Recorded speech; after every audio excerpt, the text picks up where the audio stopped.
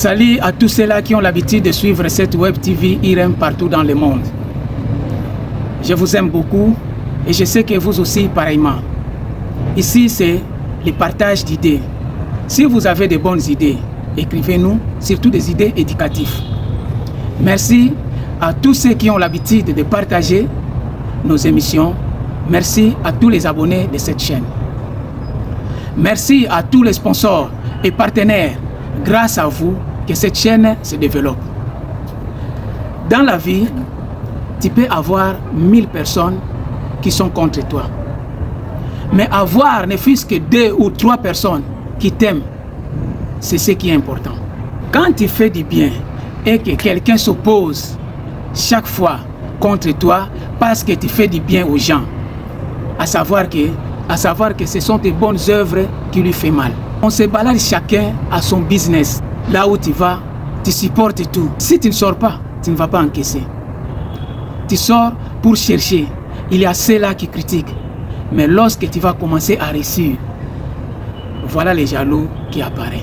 Il y a des gens qui pensent qu'avant de réussir, il faut seulement aller en Europe, il faut aller seulement à l'Occident, il faut seulement aller en Chine. Non, même en Afrique, on arrive quand même à se retrouver. Il y a aussi des Africains qui se retrouvent même en Afrique, qui arrivent quand même à gagner leur vie paisiblement, mais qui sont découragés parfois par les membres de la famille.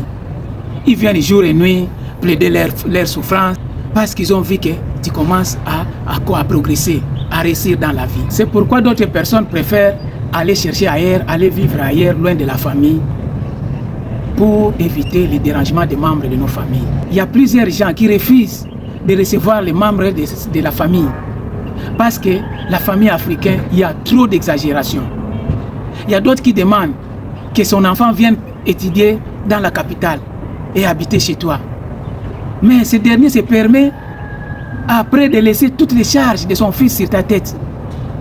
La scolarité, manger et tout, les besoins de son fils sur ta tête. Sans pourtant penser que je dois envoyer quelque chose pour mon fils. Regarde lorsqu'ils viennent la main bredouille. Même les chargeurs de son téléphone, c'est toi qui dois lui donner. Regarde un peu. Or, à l'époque, lorsque les membres, nos parents venaient du village, ils quittent le village pour la capitale, ils amenaient quand même les bananes plantains, les arachides, tu vois, ils viennent avec des poulets, ils viennent avec beaucoup de choses. Parfois, ils amenaient la chèvre, parfois les moutons. Tu vois quelqu'un qui vient du village, vous vous réjouissez quand même, il amène des provisions. Mais ce n'est plus le cas aujourd'hui. Même les chargeurs de son téléphone, c'est toi qui dois lui donner. Et pourtant, il vient déposer sa charge, la charge de son enfant qui doit apprendre dans la capitale sur ta tête. Mes frères, passer la nuit sur une natte sans pourtant être dérangé par des insectes nuisibles, c'est mieux que de dormir sur un luxieux plein des épines. Les insectes nuisibles, ce sont les membres de ta famille. Ce sont les membres de nos familles qui demandent jour et nuit et qui cherchent à déposer toutes leurs charges sur ta tête. Ils veulent faire des enfants comme des poules. Tous leurs problèmes, c'est sur ta tête. Mais regarde, parfois ils sont plus âgés que toi. Et même ils se débrouillent, mais ce qu'ils ont là, ils ne regardent même pas ça. Ce que tu as seulement, c'est là où ils jettent les coups d'œil. Tous leurs yeux sont fixés sur ce que tu as. Dans leur discours, c'est ton nom qui est en première position. C'est comme les tam-tams. Autant plus qu'eux aussi, ils se débrouillent. Si tu demandes quelque chose et que tu n'as pas, ou bien tu ne donnes pas, la nouvelle se répand dans toute la famille. Comme l'odeur des piments qu'on est tenté de griller. Comme si c'était une tontine que tu as pris avec eux et tu es obligé de rembourser. La vie, c'est quoi au juste, mes frères? Si tu vois que ton business commence à progresser, c'est comme la pluie quand il pleut. Quand il pleut et que vous avez les problèmes d'eau dans vos robinets, mon frère, l'eau ne vient pas comme il faut. Profite avec la pluie. Prends le seau, remplissez. Parce que si la pluie finit et qu'il n'y a pas l'eau dans vos robinets, ce que vous avez puisé sous la pluie va vous aider à faire vos besoins. Laver les habits, faire la vaisselle, d'autres petits besoins, les réserves d'eau que vous avez mis à côté grâce à la pluie, ça va vous aider. Mais si vous faites l'erreur de dormir sous la pluie sans pourtant mettre la provision d'eau, Lorsque vous allez vous réveiller et que l'eau est coupée, c'est là que vous comprendrez l'importance de la pluie. Tu es le propriétaire de ton corps. Qu'est-ce qu'il te faut pour que tu sois à l'aise? Réfléchissez. En première position, on regarde la famille avant que les dangers puissent arriver. Pose-toi des questions. Est-ce qu'aujourd'hui, s'il y a un problème de 100 000 francs, si j'ai un problème de 100 000 francs, qui va me donner? Ou qui va m'emprunter? Regarde dans ta famille. Qui sera à la hauteur? Qui peut me donner 100 000 francs si j'ai un problème de 100 000 francs? Qui peut m'emprunter? Pose-toi des questions. Quand tu arrives à se poser ce genre de questions et faire ce genre de calculs, c'est là que tu comprendras que non, je dois bouger pour défendre ma vie. Tu sais que ton premier ennemi ou ton premier adversaire, c'est les problèmes que tu n'arrives pas à résoudre dans ta vie. Tu dois te poser des questions. Pourquoi les autres arrivent à gagner, arrivent à réussir, et moi je n'arrive pas? Pourquoi pas moi? Mon frère, fais l'examen de conscience. Quelque part, non, c'est pas normal. On ne dit pas d'être riche. On ne te demande pas d'être riche. Même la prière dit que on demande seulement le pain qui peut te garantir la journée, pain quotidien. Est-ce que tu arrives à gérer le pain quotidien pour toi et ta famille, pour toi et ta femme, pour toi et tes enfants? Tu sais, hein, l'honneur d'une femme, ce n'est pas avoir un mari qui a des millions. Non, c'est avoir un mari qui a la possibilité, qui arrive à lui donner un pain quotidien et à lui acheter de quoi s'habiller, les vêtements, pour lui, pour elle et pour ses enfants. C'est ça l'honneur d'une femme. Ce n'est pas avoir des millions, avoir des villas, avoir une vie grandiose, non. Savoir défendre le pain quotidien, c'est ce qui fait l'honneur d'une femme.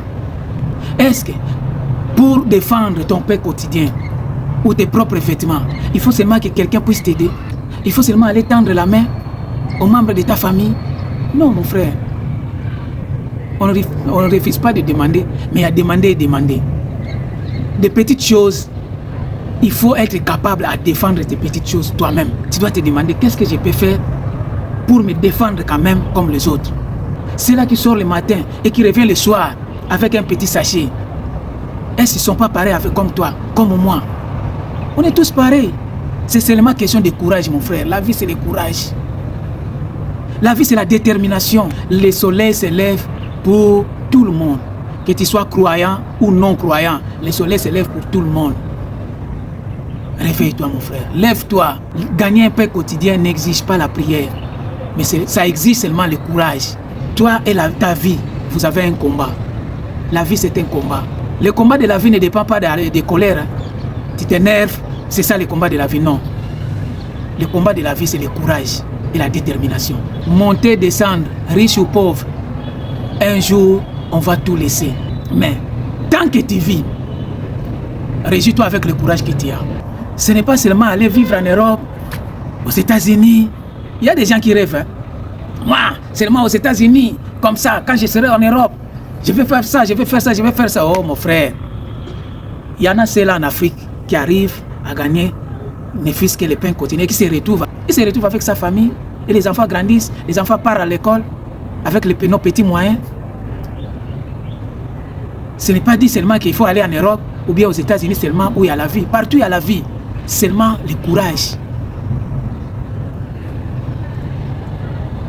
La joie d'une femme, c'est avoir de quoi manger et s'habiller. C'est tout. C'est ce qui fait la joie d'une femme dans les ménages. Et ça fait l'honneur de l'homme. Mets-toi devant le miroir le matin lorsque tu te réveilles. Dis à ton corps, on doit aller chercher. Mets-toi devant le miroir. Regarde bien ton ombre. Dis-lui, on doit se battre pour réussir la vie. Regarde ton ombre, dis-lui, on doit se battre pour réussir la vie. Fais une réunion avec ton corps. Demande-lui. Prends ton pied, même frappe ton pied par terre. Toi là, on doit aller chercher. Même ton pied là va te dire, est-ce que tu m'as amené quelque part que j'ai refusé? Demande tes mains. Toi là, vraiment, toi, mes mains là. Qu'est-ce que tu as fait depuis le matin pour qu'on puisse avoir quelque chose? Les mains vont te poser la question. Est-ce que tu m'as présenté un travail que j'ai refusé de faire? Demande tes yeux. Qu'est-ce qu'on va manger? tes yeux vont te répondre. Est-ce que tu m'as montré les chemins de là où on va aller chercher? Il y a des gens qui pensent que la paresse est une maladie incurable ou une maladie chronique. Non. La paresse n'est pas une maladie chronique ou incurable. La paresse peut se soigner qu'avec des motivations. Soyez motivés, soyez déterminés. Non, je dois me lever. Non, je dois multiplier les efforts. Ce que je gagne, c'est bon. Mais je dois encore multiplier les efforts. Il y a des gens en Europe qui font ce qu'on appelle le overtime.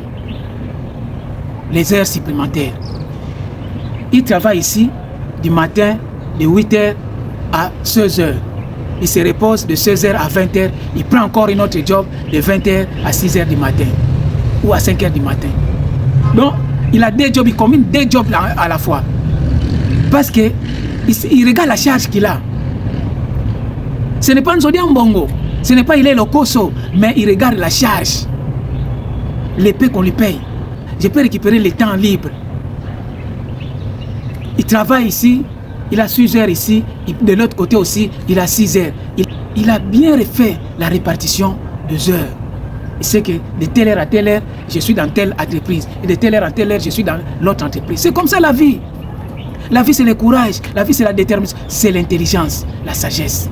C'est ça la sagesse, mes frères. Si la paresse, le plus souvent, il y a des gens, les matins, bonheur pour se réveiller, ils sont paresseux, son corps est lourd. Mon cher, c'est l'ennemi de ta réussite. Lorsque vous avez le corps lourd pour se réveiller le matin, surtout le sommeil du matin, ça empêche les gens d'aller chercher. Ça empêche les gens. C'est l'ennemi de ta réussite. C'est l'adversaire de ta réussite. Alors, tu dois lui contrer. Non, il faut te réveiller. Non, toi là, la paresse, c'est mon adversaire. Si je continue à dormir, si je ne me lève pas, je n'aurai pas quelque chose. Si je ne fais pas comme les autres, 2 travaux par jour, je ne vais pas m'en sortir. Vu les charges, vu la facture, vu la famille, je ne vais pas m'en sortir. Je dois me lever, je dois faire comme les autres. Je dois aller chercher un deuxième job. C'est ça, avoir le courage et la détermination. La vie, c'est la détermination. Le soleil se lève pour tout le monde. Savoir faire la répartition des heures. Nous avons 2 mains. On peut aussi travailler dans 2 côtés. De telle heure à telle heure, je fais tel travail. De telle heure à telle heure, je suis de l'autre côté. C'est comme ça. La vie, c'est le courage. La vie, c'est la détermination. Mais quand tu es paresseux, tu es là, dormir. Ah, il fait froid. Ah, je suis fatigué. Même les anges regardent. Ils se demandent même, qui a fabriqué cet homme? Qui lui a façonné? L'autre ange répond de l'autre côté. C'est moi. Ah, mais toi là.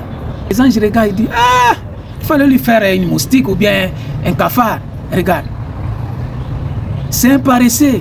Il fallait lui faire seulement, il fallait lui créer seulement un cafard ou bien une moustique. Au lieu de lui créer un être humain.